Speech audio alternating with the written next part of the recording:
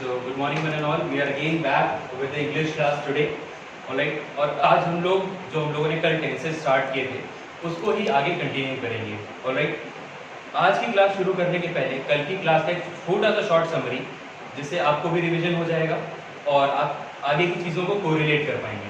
Alright. So हम लोग का जो टॉपिक था वो था टेंस. हम लोग क्या पढ़ रहे हैं? टेंसेस. हम लोगों ने टेंसेस पढ़ते समय देखा था कि टेंसेस तीन तरीके के हैं. तीन तरीके के टेंसेस होते हैं. टेंसेस मतलब टाइम, कल डिस्कस किया था. एक होता है प्रेजेंट टेंस, एक होता है पास्ट टेंस और एक होता है फ्यूचर टेंस. कल ये भी डिस्कस करके हमने आपको बताया था कि प्रेजेंट टेंस का मतलब अगर हम लोग अभी के प्रेजेंट टाइम के बारे में बात कर रहे हैं, पास्ट मतलब जो पहले हो चुका है उसके बारे में बात कर रहे हैं, या फ्यूचर जो आगे आने वाले टाइम पे होने वाला है उसके बारे में बात कर रहे हैं. उसके बाद हम लोगों ने बात की थी एस्पेक्ट्स के बारे में. मैंने आपको बताया था कि सारे ही टेंसेस के चार एस्पेक्ट्स होते हैं. एक होता है सिंपल, एक होता है कॉन्टिन्यूअस, एक होता है परफेक्ट और एक होता है परफेक्ट कॉन्टिन्यूअस. ये सिर्फ एक रिवीजन है. आई गेस राइटिंग आपको समझ में आई रही होगी थोड़ी बहुत, बट एक सिर्फ समरी है कि आपने कल क्या पढ़ा था उसको मैं कोरिलेट करने की कोशिश कर रहा हूँ. Alright. So this was it. इसमें अगर किसी को कोई प्रॉब्लम है, कल भी मैंने आपको बोला था आगे क्वेश्चन पूछ सकते हैं. So let us start with the topic और today's topic now. Okay, we will start with the rules now.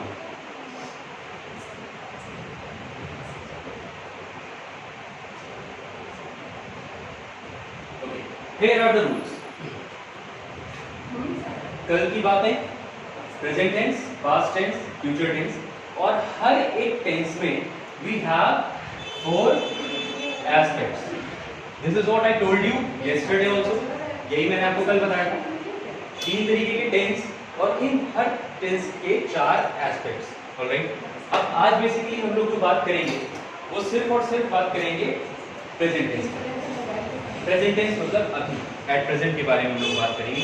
अगर कुछ ऐसा बोलना है जो हम लोग प्रेजेंट के बारे में बात कर रहे हैं, अभी क्या हो रहा है या अभी क्या चल रहा है, तो उस केस में हम लोग प्रेजेंट टेंस के रूल्स को फॉलो करते हैं.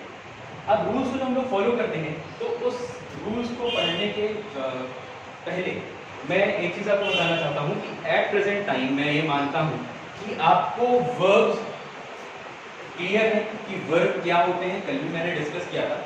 ऑल्दो मैं फिर से एक बार बोल रहा हूँ कि शायद आपको क्लियर है. अगर नहीं क्लियर है तो प्लीज़ आप उसका क्वेश्चन जो भी आपको है, अगर कोई क्वेरी है तो पूछ लीजिए.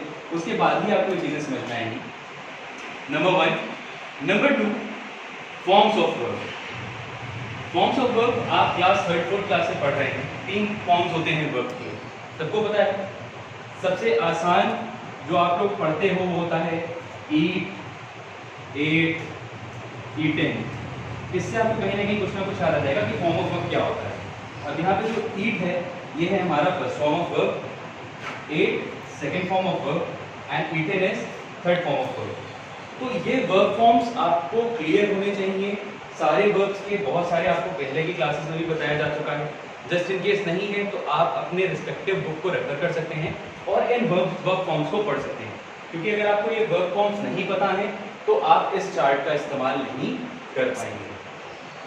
सो आई एम कंसिडरिंग कि आपको ये वर्ब फॉर्म्स आते हैं, वर्ब्स पता है, और कल के क्लास भी आपको क्लियर है जहाँ पर हमने टेंसेस ऑफ उनके जो एस्पेक्ट्स हैं वो डिस्कस किए थे.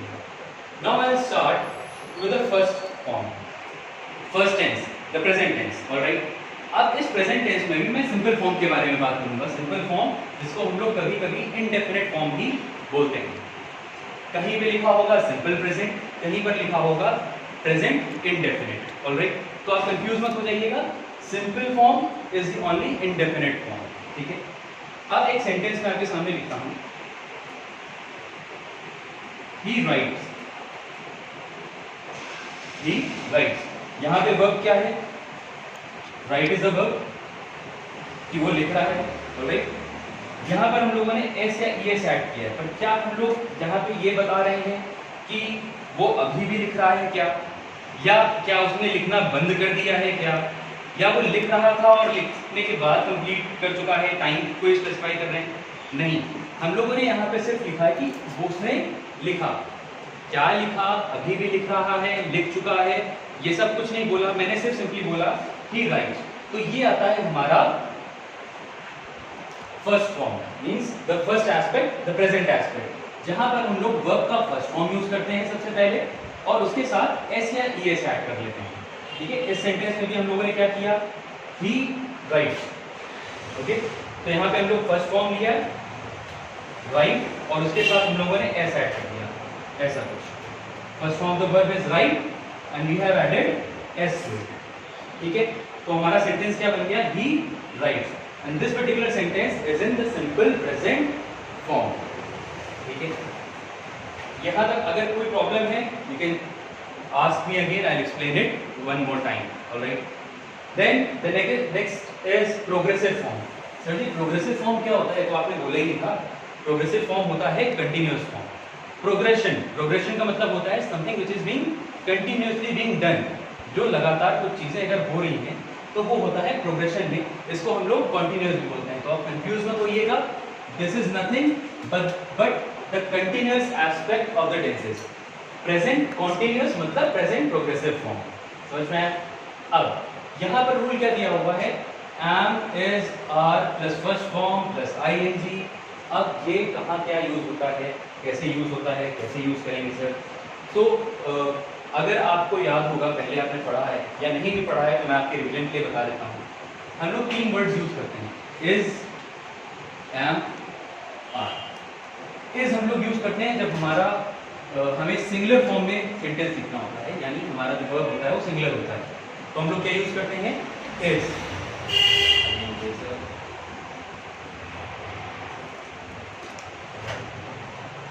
आर हम लोग तब यूज करते हैं जब हमारा वर्ब प्लूरल होता है। जब भी हमारा वर्ब प्लूरल होगा तो हम लोग क्या यूज करेंगे, आर। और एम का यूज करते हैं सर, एम यूज करते हैं आई के साथ। एम हमेशा किसके साथ यूज होता है, आई के साथ। अब कंटिन्यूअस फॉर्म में, यानी कोई चीज अभी चल रही है, जैसे अगर मुझे बोलना हो मैं पढ़ा रहा हूँ, मैं पढ़ा रहा हूँ मतलब अभी भी पढ़ाते जा रहा हूँ आप लोगों को, तो मेरा जो टास्क है पढ़ाने का वो कंटिन्यूअसली चल रहा है, तो क्या मैं कह सकता हूँ कि ये प्रेजेंट कंटिन्यूअस फॉर्म में आएगा, प्रेजेंट कंटिन्यूअस फॉर्म में आएगा। अब मैं पढ़ा रहा हूँ, इसका मतलब आई, मैं पढ़ा रहा हूँ, आई के साथ हम लोग क्या यूज करते हैं, एम। So I am. अब पढ़ाने को क्या बोलते हैं, द वर्ब इज टीच। मैं पढ़ा रहा हूं तो आई एम टीच, और उसके साथ हम लोग को क्या यूज करना होता है, ING. So the complete sentence will be I am teaching. So this is the complete sentence for present progressive form और प्रेजेंट कंटिन्यूअस फॉर्म। एक छोटी सी शॉर्ट ट्रिक है जो अभी प्रेजेंट टेंस में भी काम आएगी, पास्ट में भी काम आएगी और फ्यूचर में भी काम आएगी। अगर कोई भी चीज प्रोग्रेशन में होती है या कंटिन्यूअस होती है तो उसमें हमेशा हम लोग ING form of verb use करते हैं। अब वो अगर प्रेजेंट हो तो भी ING form of verb, past हो तो भी आईएनजी फॉर्म ऑफ वर्ब और फ्यूचर हो तो भी आईएनजी फॉर्म ऑफ वर्ब, जिसका एविडेंस यहाँ पर है। ऑलराइट, और जहां भी हम लोग आईएनजी यूज करते हैं उसके साथ हमेशा क्या यूज करते हैं, फर्स्ट फॉर्म। सो कंटिन्यूअस सेंटेंस अगर बोलना है तो सबसे एक छोटी सी चीज तो अपने को बिल्कुल दिमाग में सेटल हो जानी चाहिए कि हम लोगों को अगर कोई चीज कंटिन्यूएशन में बोलनी है तो उसमें फर्स्ट फॉर्म ऑफ वर्ब आएगा पहले तो सर, उसके बाद आईएनजी आएगा। अब वो अगर प्रेजेंट में है तो हम लोग इज एम आर यूज कर लेंगे। पास्ट और फ्यूचर का क्या होगा ये आगे की क्लासेस में डिस्कस करेंगे। अभी I am keeping it up to present tense only, but एक छोटा सा ट्रिक था तो मैंने आपको आगे से कोरिलेट करके बता दिया। So I hope the second aspect of the present tense is also clear to you guys. In case you have any difficulty, you are free to ask any questions. All right. Now, the third aspect, the perfect aspect. मैं work कर रहा था, या अगर इसको एक ही sentence में आपको कोरिलेट करके बताऊं, जैसे I write, ये कौन से टेंस फॉर्म में आएगा कोई बता सकता है मुझे? अगर आपके दिमाग में सही आंसर आ गया दैट मींस आपको ये कांसेप्ट क्लियर है। कौन से फॉर्म में आएगा ये आपको लगता है तो 2 सेकंड वीडियो पॉज करिए, सोचिए और फिर लिखिए। इसका आंसर है ये आएगा प्रेजेंट सिंपल फॉर्म में, आई राइट। ठीक है, नेक्स्ट सेंटेंस में लिखता हूं I am writing. ऑलराइट, अब ये किस टेंस फॉर्म में आएगा? ये किस टेंस फॉर्म में आएगा? क्लियर है आपको? नहीं है? वीडियो पॉज करिए, सारे रूल्स देखिए, एक बार को समझ नहीं आ रहा है तो फिर देखिए। ऑलराइट, मैं आपको इसका आंसर बता देता हूँ, ये है प्रेजेंट प्रोग्रेसिव फॉर्म में। ऑलराइट, अब अभी मैंने लिखा था यहाँ पे, मैंने लिखा, मैं लिख रहा हूँ, ये सिंपल हो गया, जिसमें मैंने नहीं बताया कि मेरा टास्क चल रहा है या कंप्लीट हो चुका है। मैंने यहाँ से लिखा कि मैंने एक टास्क किया, यहाँ पे मेरा टास्क कंटिन्यूएशन में था। अब अगर मुझे बोलना हो कि मैं लिख चुका हूँ, मैंने लिख लिया है, अभी जो मैं लिख रहा था, जो भी वर्क में कर रहा था वो मैंने कर लिया है, that means it will come under the perfect aspect. क्यों? क्योंकि हमारा जो टास्क है, हमारा जो वर्ब है वो कंप्लीट हो चुका है। अब कोई भी टास्क और वर्ब अगर कंप्लीट हो चुका है तो उसके लिए हम लोग क्या यूज करते हैं? ये रहा रूल। सबसे पहले मैं लिख रहा था और मैं लिख चुका हूं तो आई, उसके साथ हम लोग यूज करते हैं हैव या हैज। Have, right. अब राइट का अगर हम लोग थर्ड फॉर्म देखें तो राइट का थर्ड फॉर्म क्या होता है? राइट का थर्ड फॉर्म होता है रिटन। राइट का थर्ड फॉर्म होता है written. So the answer will be I have written. Alright, I guess it's not pretty clear. I'll clear it and I'll write again. Perfect aspect के लिए होगा I have written. I have written का मतलब मैं जो लिखने का काम कर रहा था वो मेरा वर्क कंप्लीट हो चुका है। So this I have written is the simple perfect form, जहाँ पर हमारा वर्क जो है वो कंप्लीट हो चुका है। ऑलराइट, अब ये जो परफेक्ट प्रोग्रेसिव फॉर्म है ये थोड़ा सा कॉम्प्लिकेटेड हो जाता है, क्योंकि यहाँ पर दो तीन चीजें हैं जो समझने की आ जाती हैं, और वो आपको क्लियर तभी होंगी जब आप थोड़ा सा ध्यान से इस चीज को देखेंगे और कुछ सेंटेंसेस को घर में खुद से प्रैक्टिस करेंगे। Unless and until you will not practice, आपको ये टेंस फॉर्म कभी भी क्लियर नहीं होंगे। I can even write it on a paper and give it to you guys, that unless and until you will practice on these rules you are not going to get them. Alright. Simple present form में अगर मैं right वाला example ही ले रहा हूँ तो उसमें मैंने क्या बोला था? मैंने लिखा, मैं लिख रहा था, मैं लिख चुका हूँ।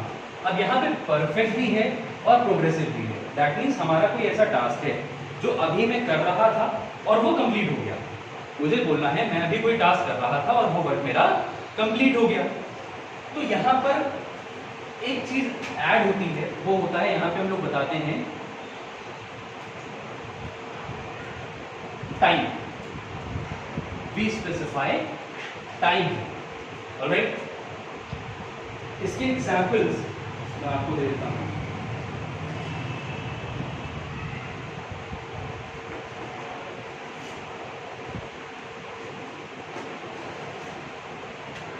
ये example, he has been writing for 2 hours। यहाँ पर हम लोगों ने क्या किया? टाइम ऐड किया कि वो लिख रहा था, कब से लिख रहा था? वो 2 आवर्स से लिख रहा था। अब इसको एक बार कोरिलेट करके देखें हमारे रूल से।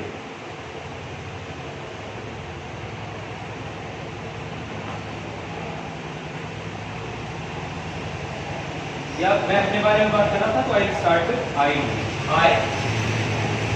हैव। के साथ हम लोग क्या यूज करते हैं? Be writing for 2 hours. अब इसका मतलब क्या हो गया? मैं लिख रहा था और मेरा जो लिखने का वर्क है वो कंप्लीट हो चुका है। क्यों? वो चीज कैसे पता चली? क्योंकि मैं पिछले 2 आवर्स से लगातार लिख रहा था। तो मैं लिख रहा था और मेरा वो वर्क कंप्लीट हो गया। दैट मीन्स मेरा कोई जो टास्क है राइटिंग वाला वो पहले तो कंटिन्यूएशन में था पर उसके बाद वो कंप्लीट हो गया। और वो कंप्लीट हुआ, वो कैसे पता चला अपने को? वो पता चला टाइम स्पेसिफाई करने से। अब जो इसके रूल्स को शॉर्ट ट्रिक, एक छोटी सी शॉर्ट ट्रिक यहाँ पे भी एसोसिएटेड है। यहाँ पर क्या शॉर्ट ट्रिक हम लोग लगाते हैं कि अगर कोई ऐसा टास्क जो चल रहा था और कंप्लीट हो गया, यानी यहाँ पे 2 एस्पेक्ट्स आ गए, एक तो आ गया परफेक्ट वाला, एक आ गया प्रोग्रेसिव वाला। तो परफेक्ट के लिए हम लोग क्या यूज करते थे? हैव या हैज। तो हम लोग पहले यहाँ पे क्या यूज करेंगे, हैव या हैज। कंटिन्यूएशन के लिए हम लोग क्या यूज करते हैं, फर्स्ट फॉर्म और आईएनजी। इससे पहले भी मैंने आपको बताया कोई भी टास्क अगर कंटिन्यूएशन में है तो फर्स्ट फॉर्म और आईएनजी लगेगा ही लगेगा। तो हम लोगों ने यूज किया फर्स्ट फॉर्म और आईएनजी। साथ में हम लोग ऐड करते हैं बीइंग और टाइम स्पेसिफाई करने के लिए ऑलराइट। सो इसके कुछ स्पेसिफिक एक्सरसाइजेस हैं जो आपके बुक में दी हैं। आपको restricted to the present tense अपने बुक की सारी एक्सरसाइजेस करनी है। रेस्पेक्टिवली आपको व्हाट्सएप पे मैं अलग से आपका होमवर्क विद योर एक्सरसाइज जो आपको करनी है मैं आपको पोस्ट कर दूंगा। Meanwhile, what you'll have to do is you'll have to pause the video right here. You'll have to jot down the complete chart in your copy. इस पूरा चार्ट आपको अपने कॉपी में लिखना है। If you want, you can take a screenshot of the same as well. Alternatively, you can pause the video or you can take a screenshot and later on from that image आपको ये same chart अपने copy में note करना है। This is really very helpful. और ये आगे तक ऐसा नहीं कि अभी केवल एग्जाम में पास करने के लिए आपको ये वर्क करेगा, ये हमेशा अगर आपका कंसेप्ट अगर क्लियर हो गया तो हमेशा आपको हेल्प करेगा। So I will tell you आपको कौन सा एक्सरसाइज करने हैं। Present tense is completed. अगर कोई प्रॉब्लम है you can go ahead and post your questions now. Thank you, have a great day ahead.